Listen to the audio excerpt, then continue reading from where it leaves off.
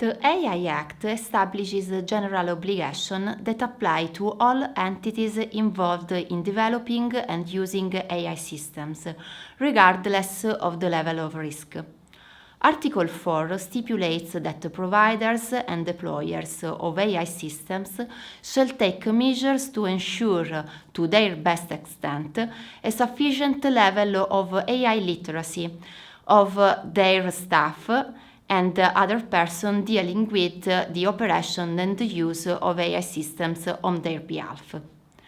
This literacy requirements is not generic, but must be tailored taking into account the relevant individual's technical knowledge, experience, education and training, and the context in which the AI systems are to be used. It is also important to consider the people or groups of people on whom the AI systems are to be used. In practice, this means organizations will have to implement continuous, differentiated training programs for all staff involved in developing or using artificial intelligence systems.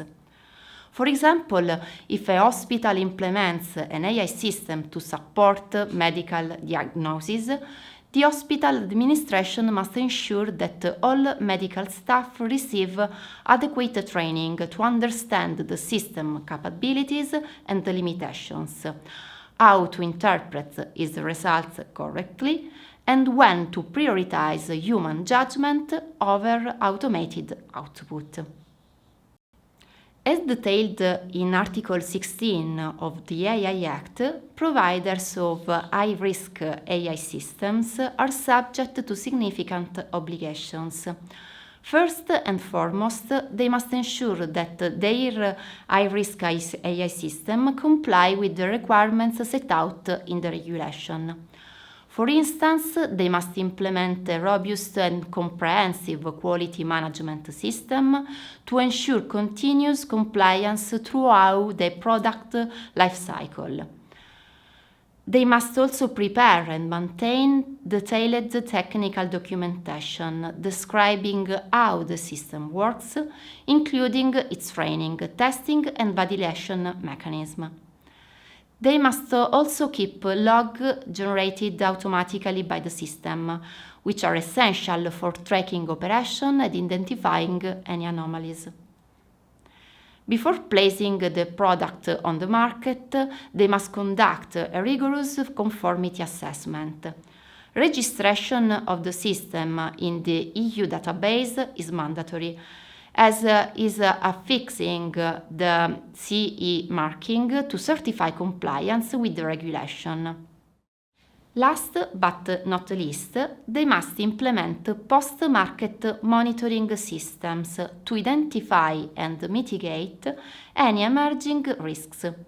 Consider, for example, a company that develops an artificial intelligence system for personnel selection.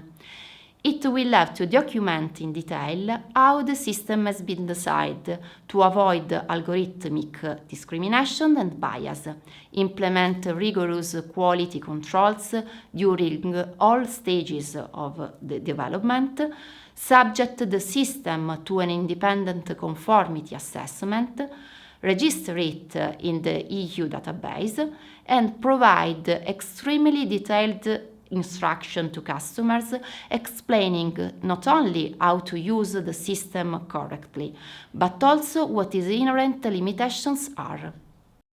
Section 26 of the AI Act precisely defines the obligation of deployers, i.e. all those who use high-risk AI systems for business purposes. First and foremost, these subjects have the fundamental obligation to use the system in accordance with the accompanying instruction for use. Another crucial aspect is human surveillance. Deployers shall assign human oversight to natural people who have the necessary competence, training, and authority, as well as the necessary support to intervene when it's necessary.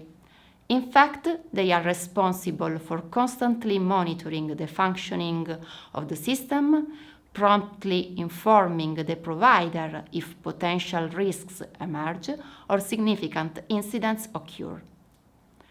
Deployers must also ensure that input data is relevant, accurate, and representative of the application context to avoid distortion that could negatively influence the output.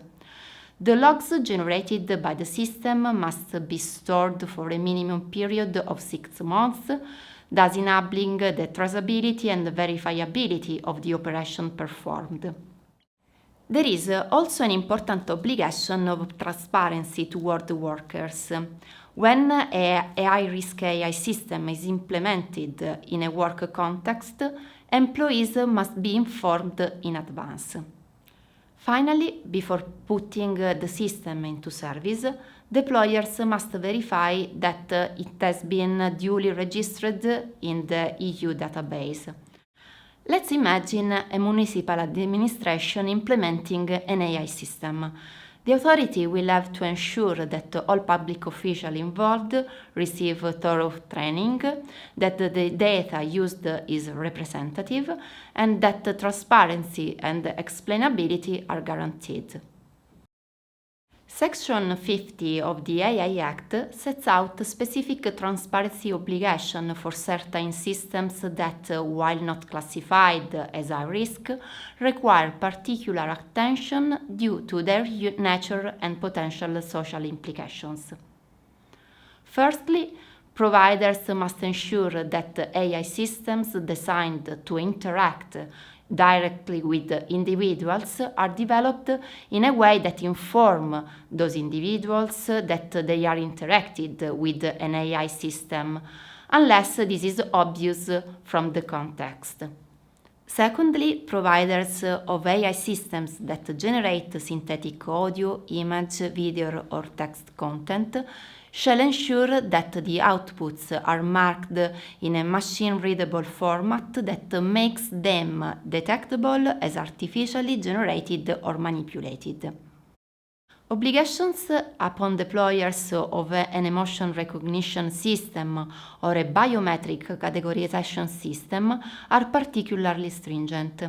They must inform those affected by the systems of how they work and guarantee that they will process personal data in accordance with the European Data Protection Legal Framework. Finally, deployers of an AI system that generates or manipulates image, audio, or video content constituting a deepfake must disclose that the content has been artificially generated or manipulated. For example, consider a chatbot implemented on the website of a service company. It must be designed to clearly communicate its non-human nature to the user, avoiding ambiguities that could mislead the consumer. Similarly, an image generated using technologies such as DALL-E or Midjourney, which is used in commercial or informational context, must be accompanied by a label that clearly indicates its artificial origin, thus allowing the public to easily distinguish between authentic and synthetic content. The AI Act introduces a specific and comprehensive regulatory regime for providers of general-purpose AI models such as GPT, Claude, or Llama, which can be integrated into multiple downstream applications.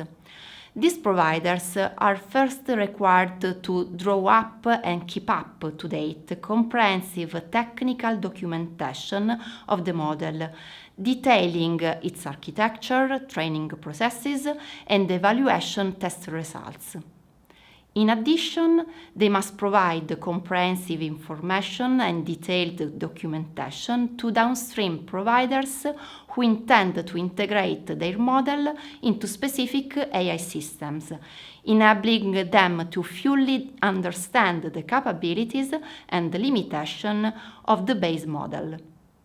One particularly innovative aspect is the obligation to implement concrete policies to respect copyright, identifying and respecting any right reserved on the content used for training.